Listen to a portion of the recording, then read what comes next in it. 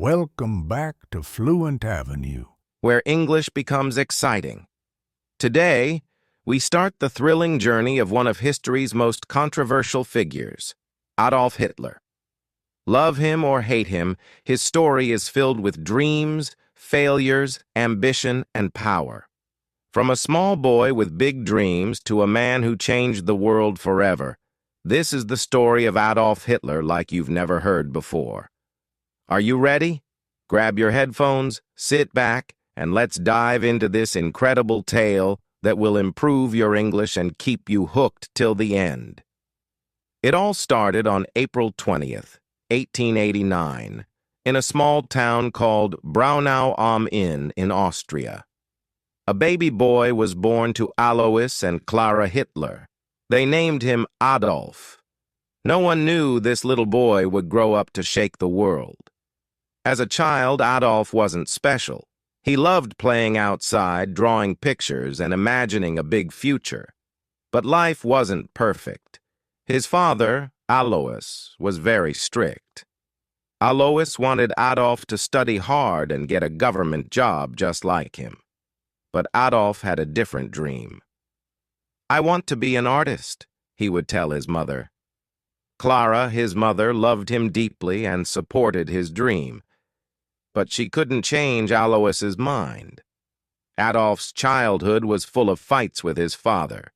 His father would shout, "Art is not a real job," and Adolf would stay quiet, hiding his tears.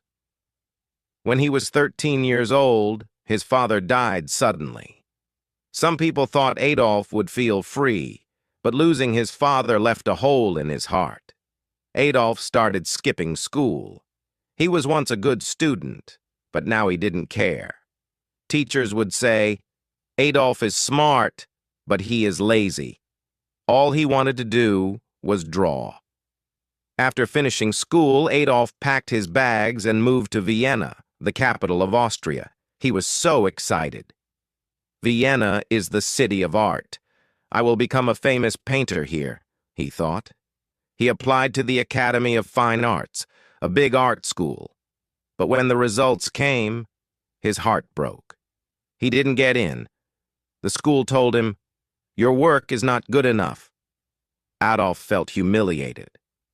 "I'll try again," he said. But the next year, the school rejected him again. He was devastated. Without school or a job, Adolf's life became hard. He lived in tiny, dirty rooms and sometimes slept on the streets. He painted postcards and sold them to tourists for a little money. "Why is life so unfair?" he often thought. During this time, Adolf's mother passed away. He was alone and angry. He started to blame other people for his failures. "It's not my fault," he would say.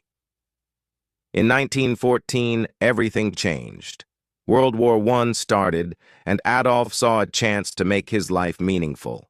He joined the German army. He loved being a soldier. "Finally, I am part of something big," he thought. Adolf was brave in the war. He carried messages across dangerous battlefields and received 2 medals for his courage. But in 1918, Germany lost the war. Adolf was furious. "Our leaders betrayed us," he shouted. He felt Germany needed someone strong to bring it back to power. After the war, Adolf returned to Germany. The country was in chaos. People were poor and hungry. Many were angry about the war's end.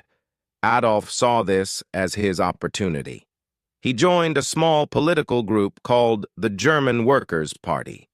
Adolf was a powerful speaker. When he spoke, people listened. His words were full of anger, passion, and promises. "Germany will rise again," he would say. Slowly, more and more people started following him. Adolf changed the name of the group to the National Socialist German Workers' Party, also known as the Nazi Party. He designed their symbol, a red flag with a black swastika. "This will become the most powerful symbol in the world," he declared. His speeches became famous. Thousands of people came to hear him. They believed in his dream of a strong Germany. But Adolf's ideas were dangerous. He blamed certain groups of people for Germany's problems and wanted to make Germany only for Germans. After World War I, Germany was in big trouble. People had no jobs. Food was expensive, and many families were hungry. The country had to pay a lot of money to other nations because they lost the war. Germans were angry and sad. Adolf Hitler saw this pain. He told the people, "It's not your fault. I know who is to blame."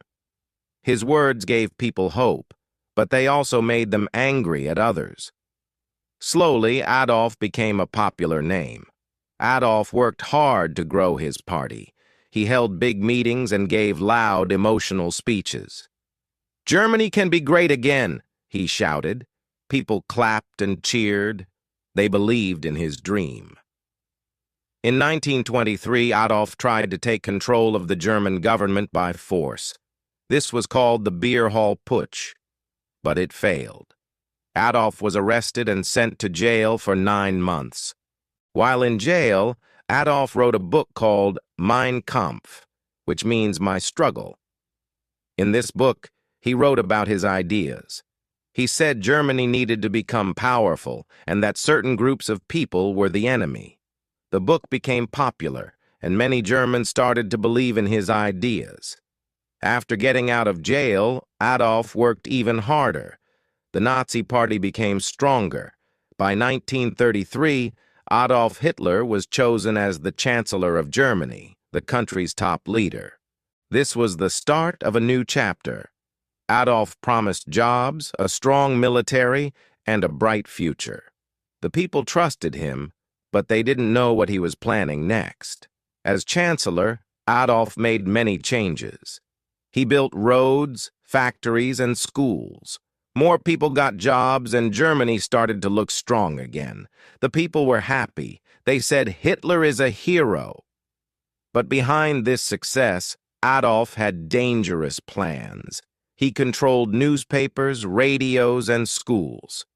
People were told, "You can only believe in Adolf Hitler."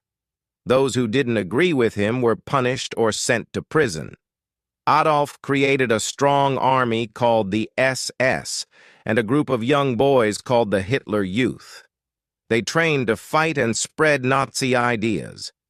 Everywhere in Germany, people saw the swastika flag. It became the symbol of Adolf's power. Adolf's speeches became even more powerful. He would say, "Germany is the best. We will rule the world." Crowds cheered and shouted, "Heil Hitler!" In 1939, Adolf made his boldest move. He ordered his army to invade Poland. This act started World War II. Adolf's dream was to take over all of Europe and make Germany the most powerful country in the world. At first, Adolf's army won many battles. They were strong and well-trained. But as the war went on, things started to go wrong. Adolf had made too many enemies. While the war was happening, Adolf was doing something terrible. He wanted to remove all Jewish people and others he thought didn't belong in his vision of Germany. This was called the Holocaust, one of the darkest chapters in human history. Millions of innocent people were killed in camps. By 1944, Germany started losing the war. Adolf's enemies, like the United States, the Soviet Union, and Britain, were too strong. Bombs fell on German cities, and the people who once called Adolf a hero began to lose hope. Adolf became paranoid. He trusted no one and spent most of his time hiding in his bunker. By 1944, Adolf Hitler's dreams of ruling the world were falling apart. His army, which once seemed unstoppable, was now losing battles everywhere. The Soviet Union, one of his biggest enemies, pushed the German army back from the east. At the same time, American and British soldiers attacked from the west. German cities were bombed day and night. Families lost their homes, and the people began to turn against Adolf. Why did we follow him? Many asked. But Adolf didn't give up. He sat in his bunker, giving orders to his generals. "We will not surrender," he shouted. But deep inside, even Adolf knew the war was lost. In early 1945, Adolf stayed in a bunker deep underground in Berlin. The bunker was cold and dark, but it was safe from bombs. Inside, Adolf spent his time planning, though there was little hope left. He was not alone. His most loyal followers were with him, including his girlfriend, Eva Braun. Eva had been by his side for many years, though Adolf kept their relationship private. She loved him, even in his darkest days. Outside the bunker, the sound of gunfire grew louder every day. The Soviet army was getting closer to Berlin. "The end is near," whispered his advisors. Leaders from other countries begged Adolf to surrender. "Save the people of Germany," they said, but Adolf refused. He believed surrender was a sign of weakness. "If Germany loses, it is because the people were not strong enough," he said coldly. By April 1945, Berlin was surrounded. The Soviet army attacked the city from all sides. Buildings collapsed, fires burned, and people ran for their lives. On April 29, 1945, Adolf made a surprising decision. He married Eva Braun in the bunker. It was a simple ceremony with just a few people. "You've always been by my side, Eva," Adolf said.